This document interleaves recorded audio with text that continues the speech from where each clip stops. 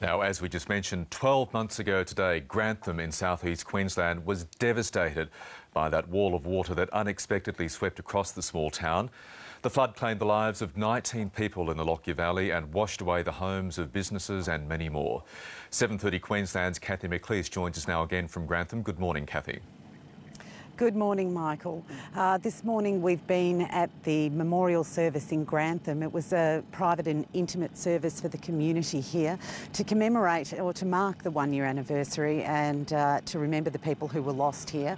It was a year ago today that a superstorm swept in over this area. It dumped 100 millimetres an hour of water into Toowoomba, created a raging torrent through the city centre there, and then an even more ferocious storm opened up over the Lockyer Valley and dumped 130 millimetres of water, along with the water that was pouring off the Great Dividing Range.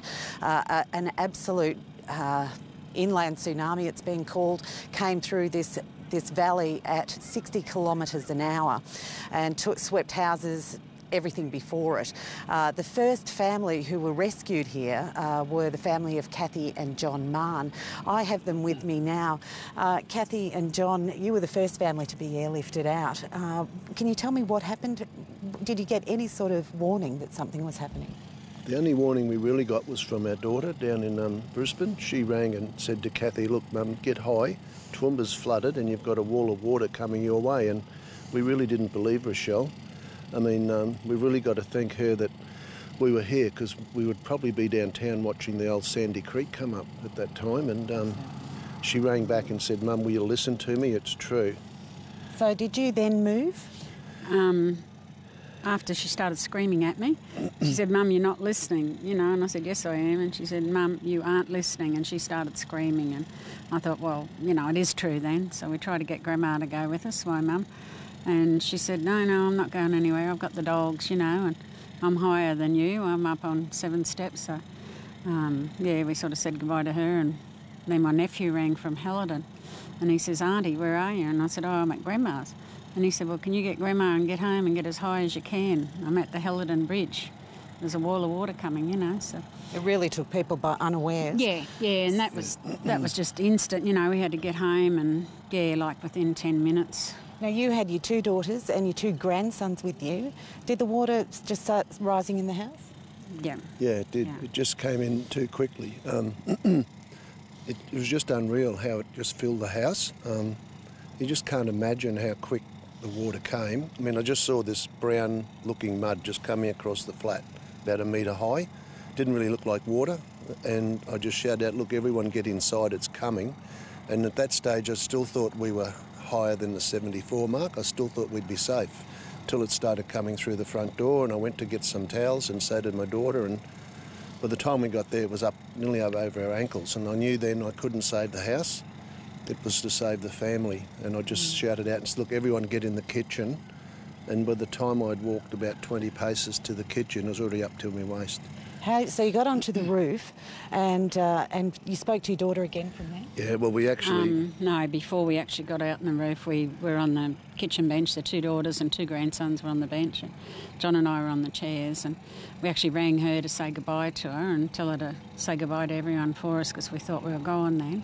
Yeah, we said you'll then we actually said the Lord's Prayer together, and then John and Jess looked at each other and they said, "Look, we've got to get outside, because it's a lot higher outside even than inside." So, and we were sort of ready to move, and then all of a sudden Rochelle rang back and she said, "Mum, the choppers are coming, and get on the roof if you can." So that's when we thought, oh, we've got to get on the roof.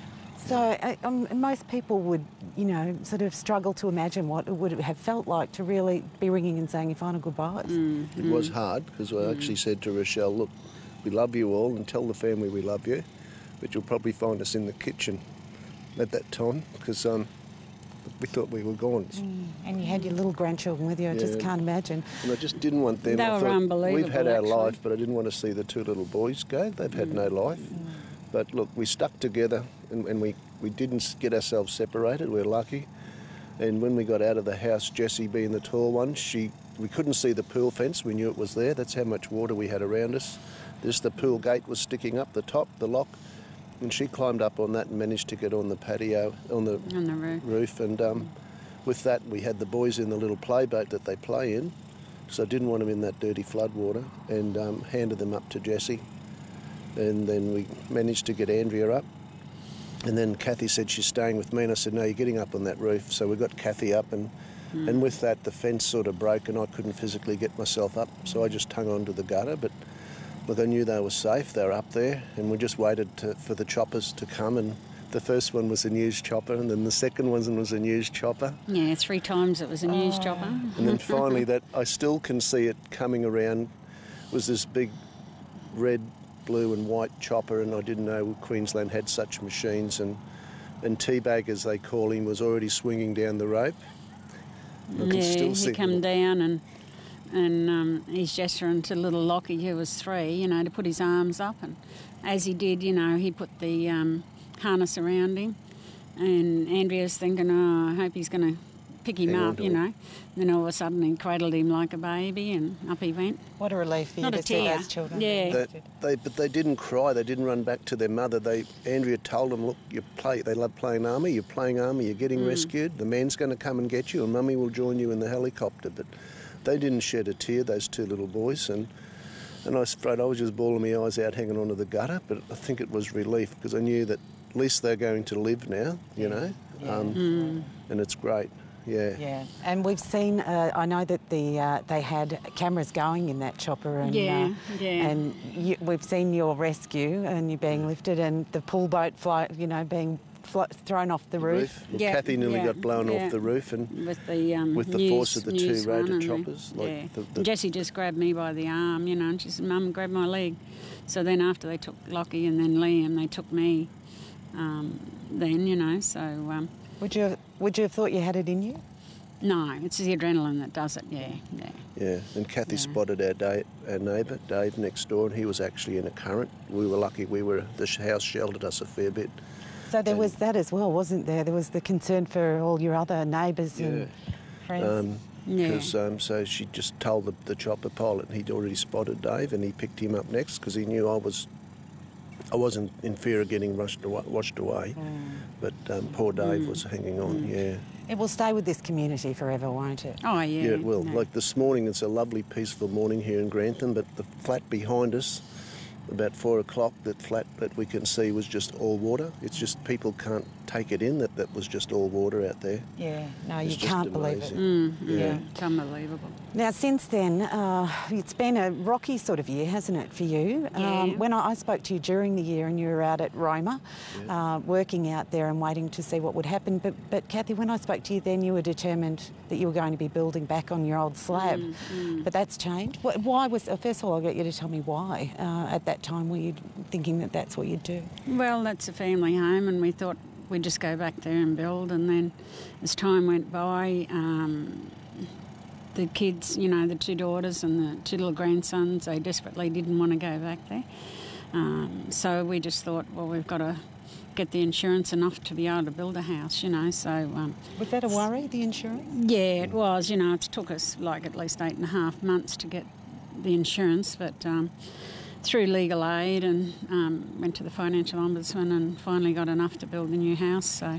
Were you angry? What are you feeling about? We shouldn't have had to go through all that trauma. I mean, everyone got flooded. It's not one of these. Not trying to cover up that your house, was not a fraud going on, and the insurance companies just should have paid out.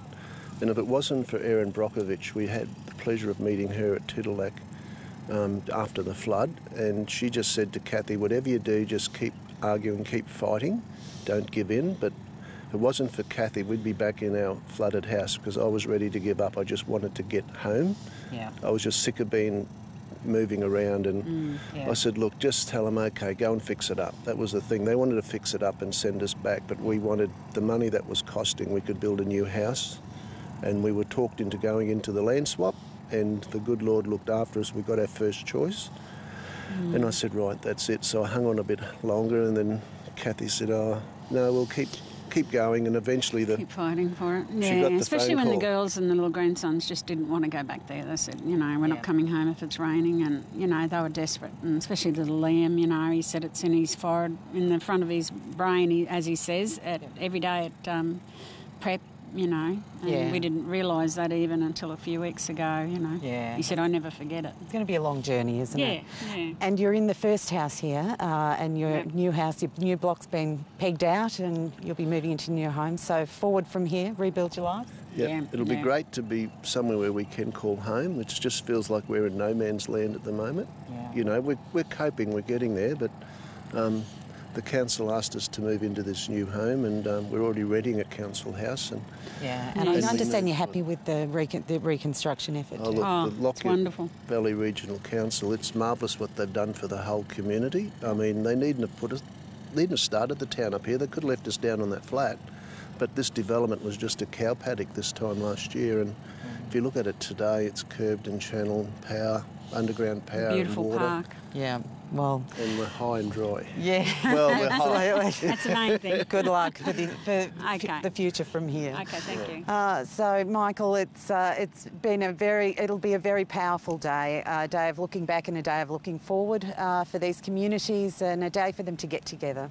Kathy McLeish, thank you very much. And your heart goes out to people like John and Kathy who've gone through so much, but still with such listening a to them wonderful attitude. sound so uplifted. We'll be speaking to many more people caught up in the floods as the morning goes on, and also, as John pointed out, we're looking at how some insurance companies haven't exactly covered themselves in glory over the past 12 months. We'll be taking that issue up with the Queensland Premier Anna Bligh a bit later on.